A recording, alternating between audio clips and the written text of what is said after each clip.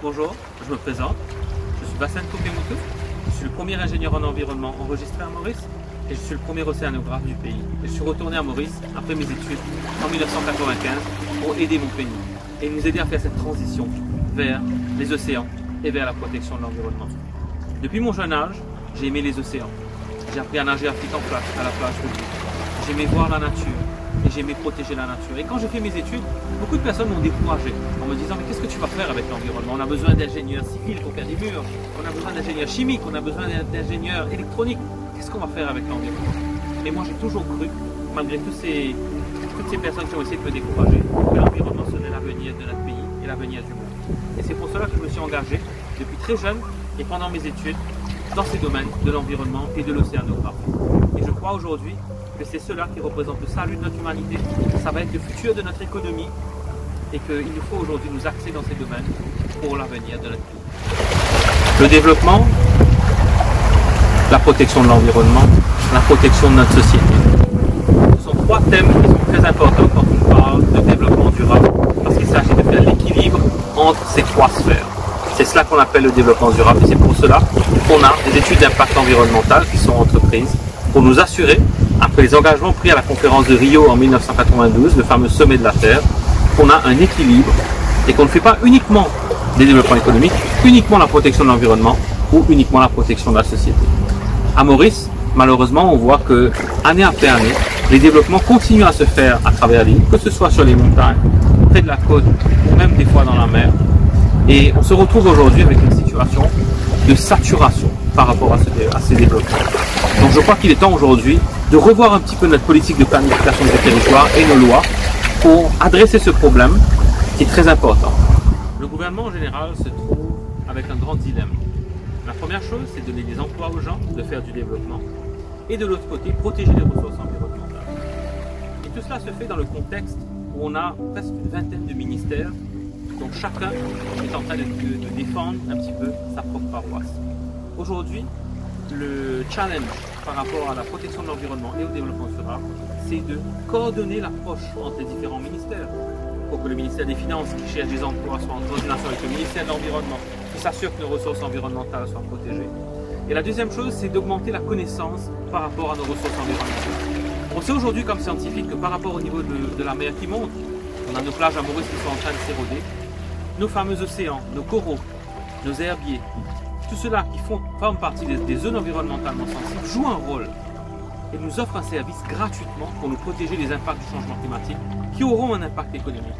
Donc pour moi aujourd'hui, il nous faut réaliser, et c'est aussi le cas pour le gouvernement, que ces ressources environnementales ont une valeur et nous donnent des services environnementaux qui sont la seule solution par rapport au challenge que nous vivons par rapport au changement climatique.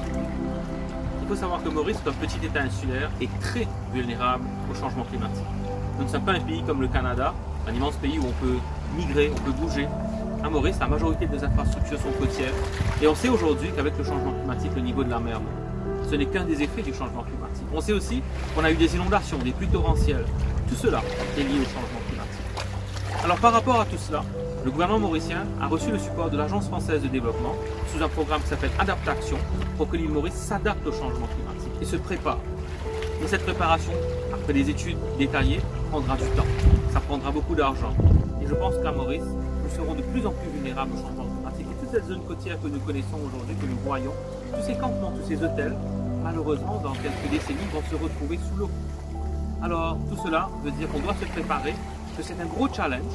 Il y a des supports des organisations internationales, qu'avec le Climate Change Bill, qui est devenu le Climate Change Act, il y a une loi cadre qui a été mise en place, mais cela prend du temps. Et bougeons-nous assez vite, c'est ça la question. Quand on parle de changement climatique, un des impacts les plus visibles que nous avons à Maurice, avec nos 320 km de côte, c'est justement le problème de l'érosion côtière. L'érosion côtière, c'est le fait que nos plages sont en train de disparaître peu à peu et que ce magnifique sable que nous avons est en train de rentrer dans le lagon et peut-être même quelquefois sortir du lagon. Il faut savoir que le changement climatique cause directement l'érosion côtière de plusieurs façons. Tout d'abord, avec le niveau de la mer qui monte. On sait qu'à Maurice, le niveau de la mer monte un peu plus rapidement qu'à travers le monde. On parle peut-être de 3,8 mm par an, 4 mm par an, peut-être même 5 mm par an dans certaines zones. Ce qui fait que nos plages sont en train de disparaître. cette érosion côtière, qui est liée à l'impact du changement climatique, est aussi liée au fait qu'on n'a pas considéré la valeur de nos écosystèmes. Il faut savoir que le changement climatique cause des vagues plus fortes, cause le niveau de la mer qui monte, mais que la nature en général a une capacité de s'adapter naturellement par rapport à ces phénomènes. Les coraux poussent, cassent la force des vagues, ils diminuent cette énergie qui vient manger nos plages. Les herbiers absorbent le dioxyde de carbone dans l'atmosphère de façon même plus élevée que certaines forêts tropicales. Donc à l'île Maurice, je pense que nous n'avons pas assez considéré l'importance de ces écosystèmes, de ces zones environnementalement sensibles. C'est le cas maintenant, peu à peu, avec les études qui sont en train d'être faites, mais on se rend compte que pour nous protéger de l'érosion côtière et des impacts du changement climatique en général, il nous faut protéger ces écosystèmes. Donc considérer la nature comme une alliée et pas comme une ennemie, et commencer à faire la paix avec la nature, comme l'a si bien dit le secrétaire général des Nations Unies. En fait, nos ressources marines sont gravement menacées à Maurice, et cela fait plusieurs décennies déjà. On sait qu'environ 70% de nos coraux dans le lagon sont morts. Et cet impact a été lié aussi bien au changement climatique, qui est un phénomène global, à nos émissions de dioxyde de carbone, mais aussi aux impacts humains, donc des développements. Il faut savoir qu'Afrique en flaque, par exemple, est une zone assez touristique, assez peuplée, il n'y a pas de réseau de toute l'année. Et ça veut dire quoi? Ça veut dire que toutes ces eaux usées qui sont déchargées dans nos toilettes, dans nos cuisines, de notre lave-vaisselle, de notre machine qui lave le linge, rentrent dans le sol, dans les fameux puisards, traversent le sable et terminent dans les lagons. De plus, nous avons des activités agricoles qui utilisent des pesticides, des herbicides en grande quantité. Et quand il pleut, toutes ces matières descendent avec l'eau et terminent dans la mer. Donc, nous avons finalement empoisonné notre système marin, notre écosystème marin, pendant des décennies. Et aujourd'hui, il ne faut pas simplement attaquer le problème en se disant on va planter des coraux, on va essayer de faire des choses dans la mer. Il faut attaquer le problème à sa source. Et attaquer le problème à sa source, ça veut dire limiter les développements sauvages. Ça veut dire utiliser le traitement des eaux usées avant de décharger en mer et s'assurer que les normes soient bien respectées. Mais nous sommes un État insulaire. Ce qui veut dire que nous avons une aire marine, une zone économique exclusive de 2,3 millions de kilomètres carrés, plus de 4 fois la grandeur de la France. Cette zone est exploitée actuellement par quelques bateaux de pêche mauriciens, très peu, mais beaucoup de bateaux de pêche étrangers. Et c'est une zone qui est utilisée aussi pour le transport maritime. Aujourd'hui, il nous faut réinventer un nouveau pilier économique, surtout dans les moments difficiles que nous vivons avec le Covid. Pour cela, il nous faut développer l'économie bleue durable. Mais l'économie bleue durable ne doit pas être un copier-coller du développement que nous avons connu pendant ces dernières décennies, puisqu'on a vu le résultat. Ça doit être un développement qui doit être innovant, qui doit être inclusif et qui doit considérer la valeur et protéger l'environnement marin. Je pense notamment à des projets comme la biotechnologie marine, retirer des médicaments par rapport à la mer. S'assurer que la sécurité alimentaire, que nous mangeons plus de poissons, mais de façon durable, que la population mauricienne profite de ces protéines qui viennent de la mer, qui sont gratuites. Aussi, que nous considérions que notre lagon, effectivement, joue ce rôle et faire un calcul économique de la valeur de ces services environnementaux. De cette façon, nous pourrons prendre des décisions avisées et faire un développement de l'économie bleue qui soit durable. Il faut le dire clairement, Maurice est un pays sale. Il n'y a pas d'endroit, que ce soit au bord d'une rivière, dans un champ de canne, dans une forêt où l'on retrouve des bouteilles en plastique, des décharges illégales des camions. Et je crois que la notion de citoyenneté environnementale à Maurice est mal comprise ou peu comprise par la population. On a tendance à jeter chez le voisin quand le terrain est vague à côté de chez nous, au lieu de penser à ramasser nos déchets. Cette notion doit être attaquée sur le fond. Le gouvernement doit effectivement légiférer, comme il l'a fait pour le code de la route, pour mettre des amendes beaucoup plus sévères quand on jette des saletés. Mettre en place aussi des systèmes de recyclage et d'interdiction des bouteilles en plastique, parce que cette chose doit venir à l'avenir. Et on doit éduquer, on doit sensibiliser, mais on doit aussi réprimer toutes ces personnes qui abîment notre environnement, parce que cet environnement a une valeur. À Maurice, nous produisons presque 1200 tonnes de déchets par jour. Oui, 1200 tonnes de déchets par jour, plus de 400 000 tonnes de déchets chaque année, qui sont enfouis à marche cause et qui posent un problème à l'environnement à travers des leachates, donc ces fameux liquides qui proviennent et qui rentrent dans le sol, qui contaminent notre environnement en métaux lourds et en produits toxiques. La politique de déchets doit être axée sur deux fronts. La première chose, il nous faut réduire la quantité de déchets. Et pour cela, moins d'emballage, moins de plastique, plus de recyclage, plus de réutilisation de nos déchets.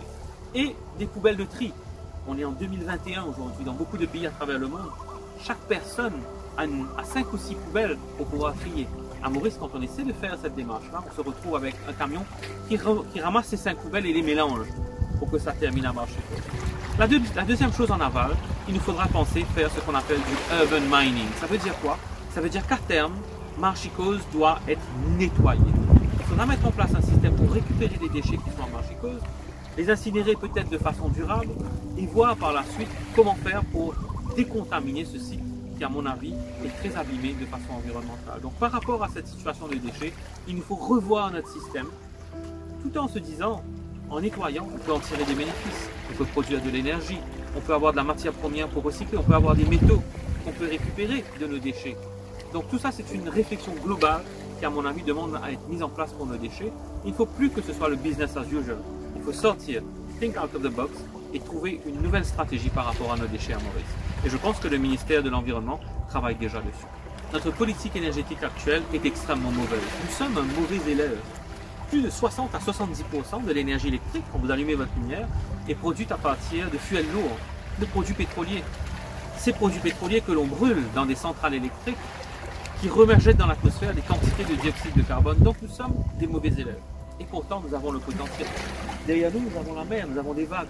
Nous savons aujourd'hui, les scientifiques l'ont découvert, que les vagues sont beaucoup plus énergétiques par rapport au changement climatique. Pourquoi ne pas produire l'énergie à partir des vagues, des courants marins, des mouvements de convection dans les océans?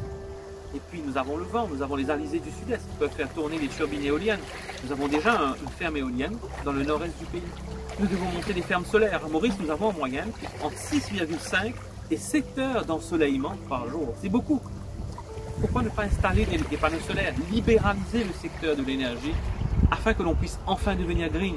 Il n'est pas normal aujourd'hui que nous devions avoir une permission de la Central Electricity Board pour installer des panneaux solaires chez nous, revendre cette électricité propre à la CEB, la mettre sur le réseau et récupérer de l'énergie en retour qui est produite à partir de produits fossiles. Donc pour moi, il nous faut vraiment revoir ce système de politique énergétique.